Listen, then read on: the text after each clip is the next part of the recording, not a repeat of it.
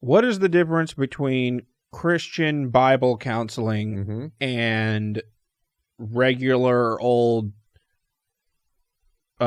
took intro to psychology, right? Got a C, and then dropped out of college counselor?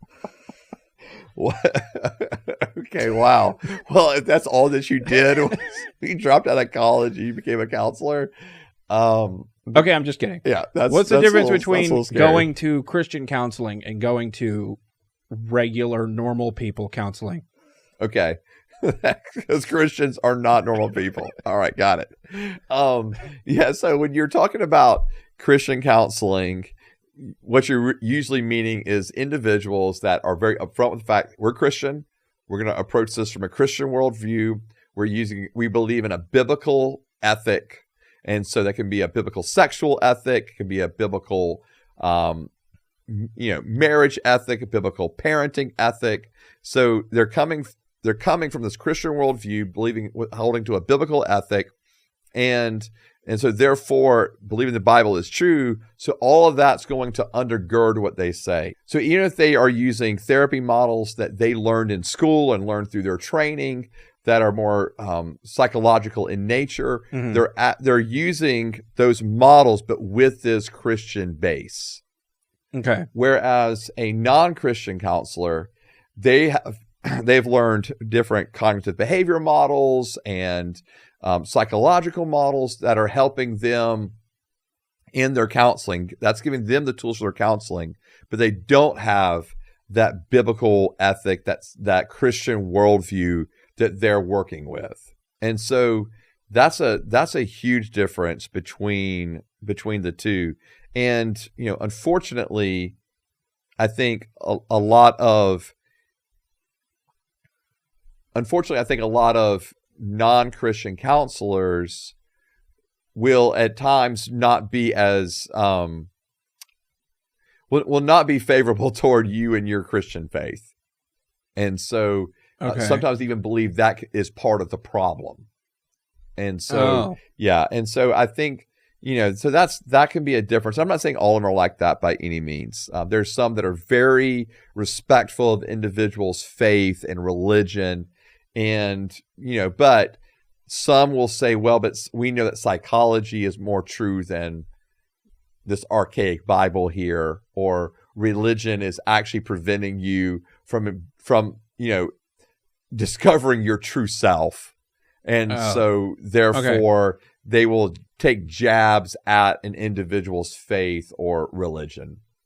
So is there stuff that as a Christian counselor, they wouldn't have you to talk about?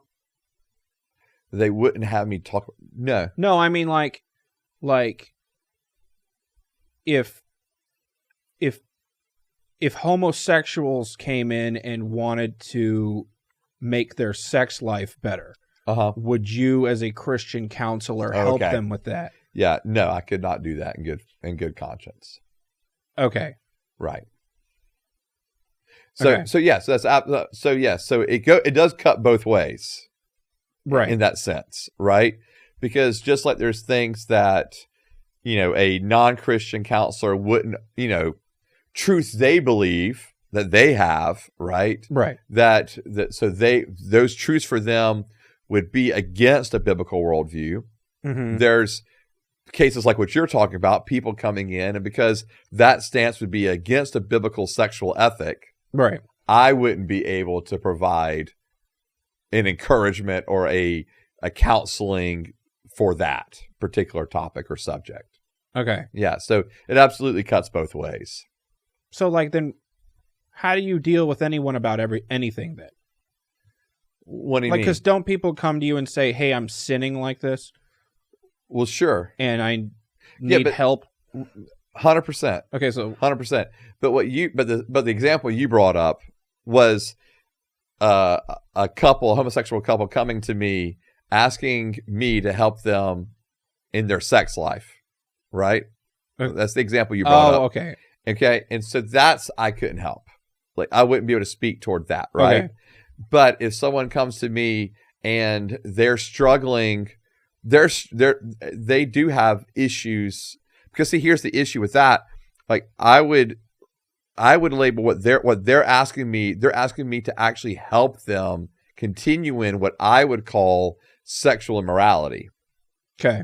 Whereas if someone else came to me and said, I'm struggling with pornography or, whatever, I'm struggling with this issue of fornication or sexual immorality, then I'm willing to, again, point them toward a biblical ethic and help them move forward. So, yeah. So, absolutely, when people are coming to me, most times it is because there is an issue of sin or of brokenness within them that they are wanting counseling for.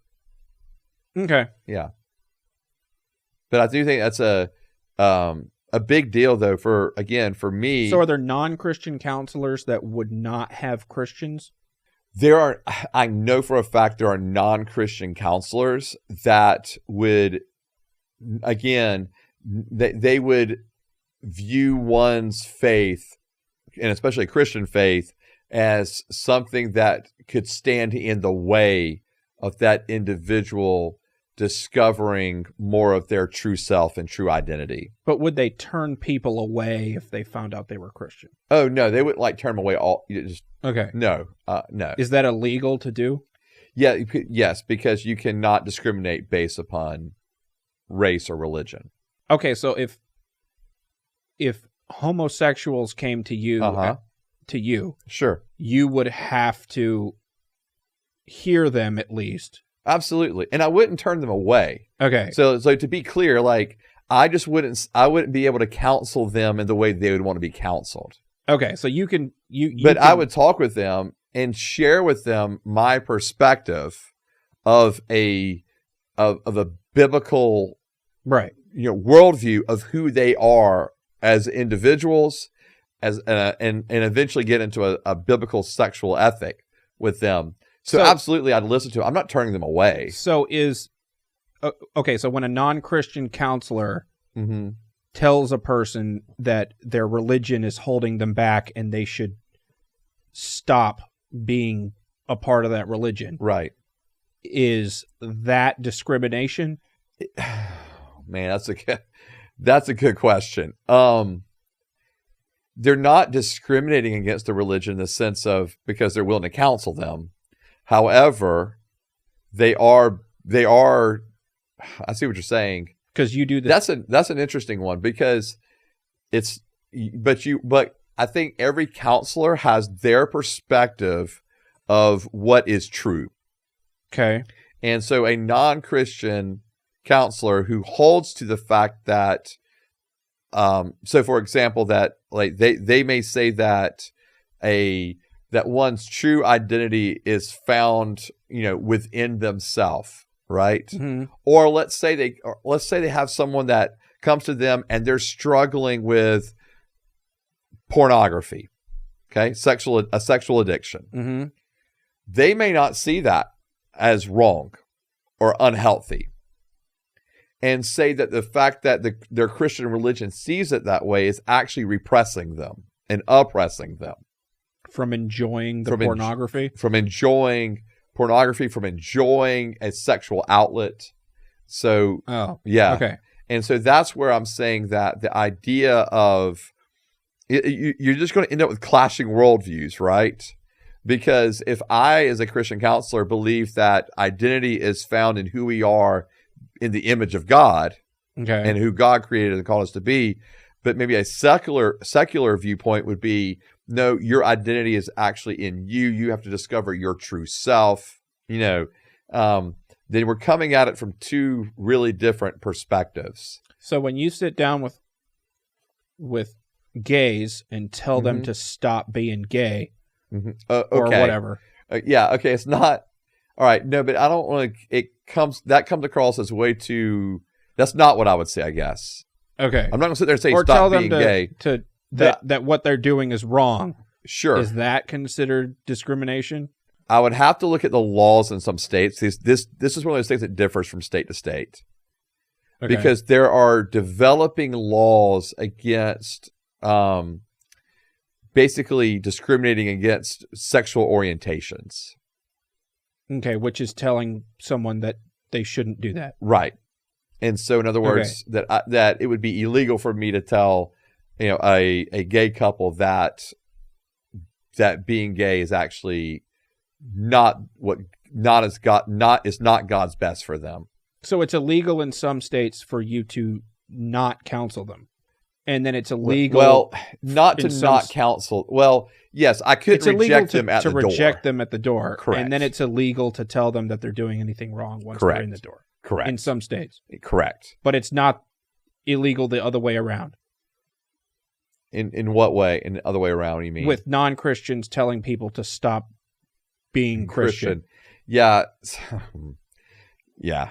It in some of the states, it's gotten very anti-Christian in the counseling sector. Okay. And even though I agree with you. It's like we're saying this is wrong, but the same thing's happening over here, but we're just going to turn a blind eye to it. And so I think that a Christian is going to have a much harder time proving that than someone coming from, let's say, an LGBTQ community saying they've been discriminated against. So so that's just an honest assessment of where things are. And again, so many of these things are differing from state to state in what's being allowed. Okay. And that's why every state has their own, licensing for that state of what is okay for a counselor to do, not to do, the ethics for counselors, all of that kind of stuff. You don't need a license, though. I don't. And so I'm not licensed. Nobody does. Right. Well, it's not that I don't need a license, but I'm also, again, I'm very quick to say I'm not someone that's going to be there trying to pretend that I'm some professional, expert psychologist. That's not what I'm doing, Okay. And so, and I want to go back to the comment you made about, two individuals that come in that are gay, and I'm going to say, well, stop being gay. That's not that's not what I would say. Okay. So I would want to hear them out. I want to hear their stories. I want to, I want to talk, I want to hear about when same-sex attraction began, all that kind of stuff. When you're born. Well, we know that's not always the case. Yeah. Okay. Yeah. So and those are like legitimate questions I would have, and so I'm not just going to turn them away at the door. I'm not going to tell them to stop being gay. I don't want to hear them because I still see image of God in them. So I want to hear who they are, their story, when same-sex attraction began, when did they get into the lifestyle of homosexuality, and all that stuff. So if they would be open to hearing that, while at the same time they would probably know, if they were coming to me, they would probably know that my position is going to be, yes, I believe that sexual immorality of any kind. So, and what I'm clear to say this is sex outside of marriage. Mm-hmm. And I'm obviously defining marriage as a man and a woman. Sex outside of marriage is sin. It doesn't matter if it's heterosexual or homosexual. Okay. It's sin. Sex outside of marriage. So